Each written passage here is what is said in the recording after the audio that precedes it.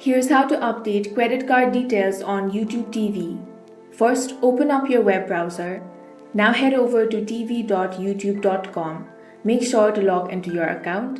Now tap on the profile picture at the upper right corner of your screen. Now select Settings. From the left-hand side menu, find Billing and click on it. This area shows you your upcoming billing date, your current primary card, and your monthly charge. Here click on Update next to your active payment method. This will securely launch your Google Pay profile where all recurring YouTube subscription billing is managed. If you need to update the expiration date or security code on your current card, click Edit underneath the card image. Now type in the new details, then click on Update. If you have an entirely new physical card or brand new card number, click on Add Payment Method. Now input your new card information and billing zip code, then save it as your primary billing choice.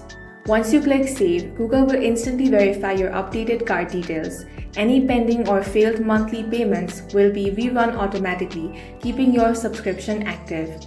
That's all for this video. If you found it useful, make sure to hit the like button and subscribe for more videos like this.